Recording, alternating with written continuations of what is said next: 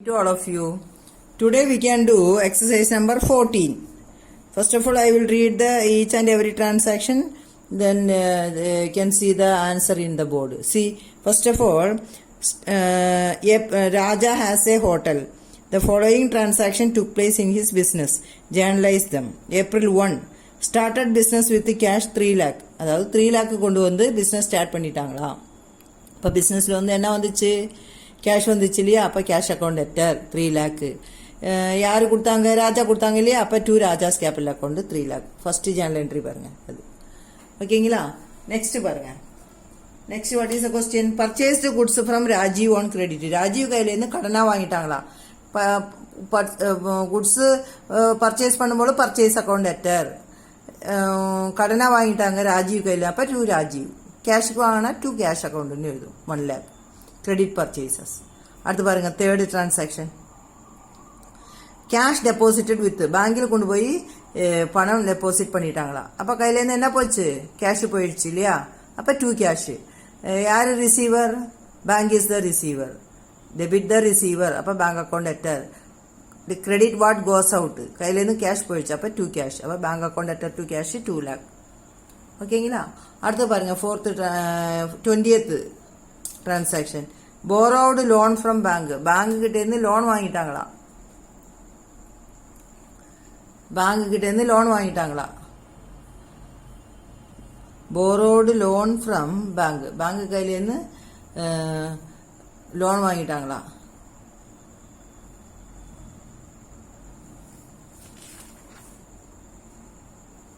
இப்போ bank account letter to deposited into bank. இல்லைம்மா third transaction cash deposited with bank. பேங்கில் cash deposit பண்ணிட்டாங்க. அப்போ பேங்க் அதான் சொல்லியாச்சு இல்லையா. இப்போ அடுத்தது question. Borrowed loan from bank. பேங்க்லேருந்து லோன் எடுத்துட்டாங்களா. லோன் எடுக்கும்போது பணம் வரும் இல்லையா, கேஷ் வரும். அப்போ cash account letter to bank loan. Cash account letter to bank loan account அப்படின்னு வரும். 1 lakh 1 lakh. அடுத்து பாருங்க 22 கொஸ்டின் என்ன. Withdrew from bank for personal use. Personal யூஸ்க்குனா டிராயிங்ஸ் அக்கௌண்ட் லெட்டர். அது எந்த மாற்றம் இல்லை. பேங்க்லேருந்து வருதுனால 2 bank account 800. Withdrew from bank for personal use. அடுத்து பாருங்க 23. Amount paid to Rajiv full settlement NEFT. அதாவது ராஜீவ் கையிலேருந்து 1 lakh வாங்கினாங்க. ஆனால் வந்து 99,000 கொடுத்து செட்டில் பண்ணிட்டாங்களா. அப்போ டிஸ்கவுண்ட் கொடுத்துட்டாங்கன்னு அர்த்தம். அப்போ debit the receiver Rajiv. Rajiv account letter 2 bank 2 discount.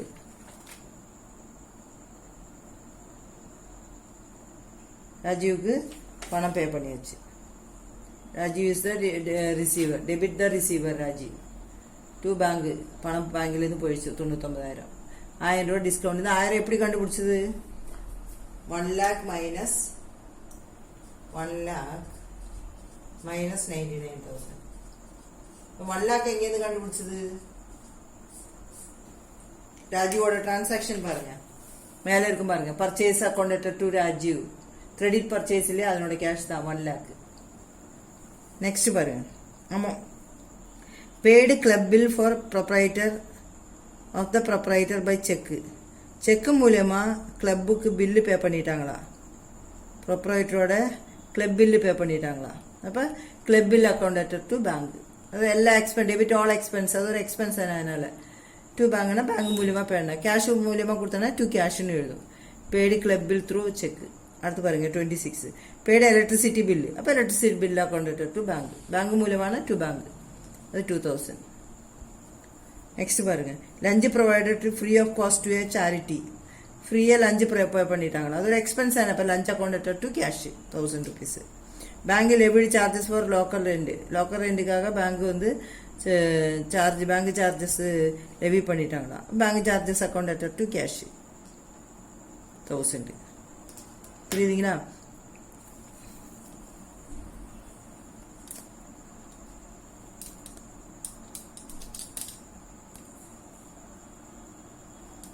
இந்த லாஸ்ட் 2 டிரான்சாக்ஷன் பாருங்க.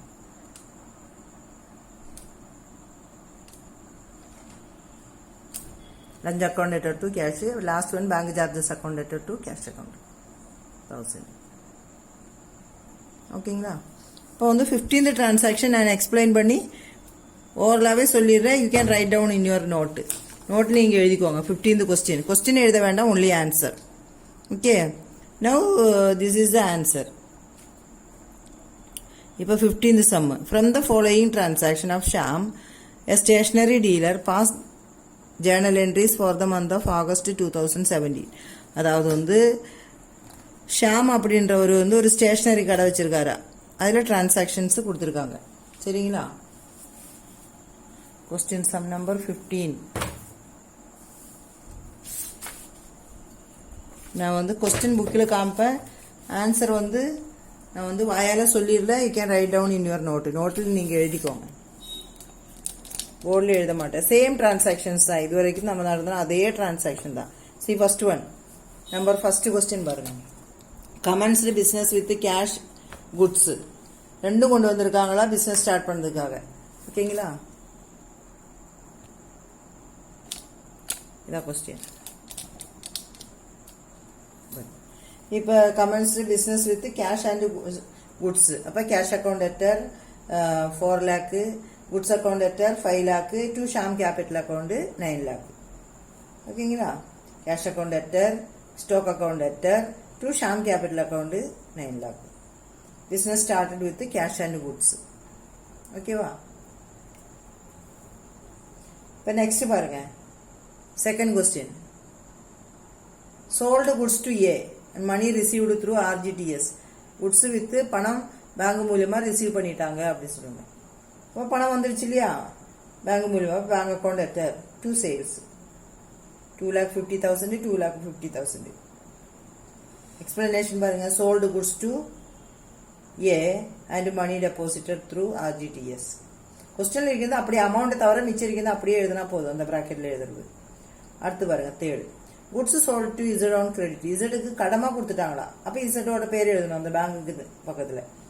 பேங்குக்கு பதிலாக இசட்டோட பேர். Z account letter to sales account. புரிஞ்சிடுச்சா? Credit sales to Z. அடுத்து பாருங்க 5th question. Bills drawn on Z and accepted by him. Bill draw பண்ணி அக்செப்ட் பண்ணிட்டாங்களா. இப்போ பில்லு ட்ரா பண்ண எப்பவும் பில்ஸ் ரிசீவபிள் அக்கௌண்ட் தான் வரும். Bills receivable account letter to Z account 20,000. Bill accepted from Z. That's the explanation. At the 8th question. Bill received from Z and discounted with the bank 19,000. அப்போ அது அந்த 20,000 bill வந்து 19,000க்கு discount பண்ணிட்டாங்க அப்படின்னு அர்த்தம். அப்போ இப்படி தான் ஜேர்னல் எழுதணும். Bank account letter 19,000, discount account letter 1,000. 1,000 எப்படி கிடைச்சது? 20,000 minus 19,000, 1,000. To bills receivable 20,000. அப்போ பே பண்ணும்போது அமௌண்ட் பில் டிஸ்கவுண்ட் பண்ணும்போது என்ன journal entry? Bank account letter 19,000, discount account letter 1,000, to bills receivable 20,000. அடுத்து 10th question. Goods sold to M on credit. கடமா வித்துட்டாங்களா. M account letter to sales account. Credit to sold goods to credit to M. M account letter to sales account 12,000. அடுத்து goods distributed as free sample. Free சாம்பிளா கொடுத்துட்டாங்களா. அது வந்து free சாம்பிளா கொடுக்கறது வந்து sales promotion சொல்லுவாங்க. சேல்ஸ் அதிகமாக பண்றதுக்காக செய்யறது. அது sales promotion account letter to purchase account. Free கொடுத்தாங்கன்னா பர்ச்சேஸ் அக்கௌண்ட்டுக்கு ட்ரான்ஸ்ஃபர் பண்ணணும். Sales promotion account letter to purchase account சொல்லுவாங்க. 2,000 rupees. அது explanation. Goods distributed as free sample எழுதணும். அடுத்த கொஸ்டின் என்னன்னு பாருங்க. Goods taken for office use. Office யூஸ்க்காக குட்ஸ் எடுத்துட்டாங்களா. ஆஃபீஸ் யூஸ்க்கு எடுத்துட்டாங்கன்னா அது வந்து ஆஃபீஸ் எக்ஸ்பென்ஸ்ன்னு எழுதணும். Office expense account letter to purchase account 5,000. Office expense account letter to purchase அக்கௌண்ட்னு எழுதணும். ஓகே. அடுத்து குட்ஸ் அதனோட explanation. Goods used for office use. அடுத்து 17th கொஸ்டின் என்னன்னு பாருங்க. M became insolvent. Only 80 paisa per rupee received for final settlement.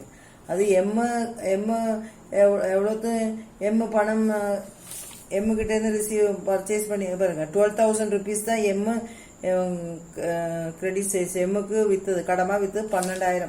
12,000 வந்து எவ்வளோ வந்து 80 paisa. 12,000 into 80/100 போடணும். அப்போ 9,600 தான் பணமா கொடுத்துறாங்களாம். மிச்சம் வந்து கடன்.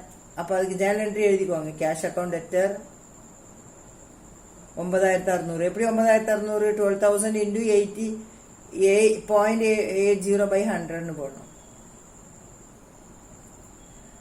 Bad debts account debtor 2400. அது எப்படின்னா 12,000லேருந்து 9,600 மைனஸ் பண்ணோம். Cash account debtor 9,600, bad debts account debtor 2,400, to M account 12,000. 2 debit வரும். சரியா? கேஷ் அக்கௌண்டும் பேட் டெப்ட் அக்கௌண்டும். அடுத்து லாஸ்ட் கொஸ்டின் என்னன்னு பாருங்க. Bill of Z discounted, bank dishonoured. அதாவது பில்லு டிஸ்கவுண்ட் பண்ணியாச்சு, அது வந்து டிஸ்ஓனர் ஆயிடுச்சு அப்படின்னா போய் பணம் இல்லைன்னு சொல்லிட்டு திரும்ப வந்துடுச்சா. சரிங்களா? அப்போ ஏற்கனவே நம்ம இஜட் அக்கௌண்ட் எழுதி வச்சிருக்கோம் பாருங்க. Bills receivable account letter to Z தான் போட்டிருக்கோம். இப்போ இஜட் அக்கௌண்ட் லெட்டர் டு பேங்க்னு போடணும். Z account letter 20,000 to bank account 20,000 போடணும். புரியுதுங்களா?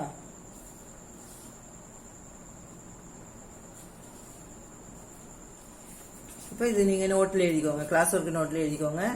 சேம் டைம் இல்லஸ்ட்ரேஷன் 14ம் 15ம் வந்து you can do as homework assignment. Okay, thank you.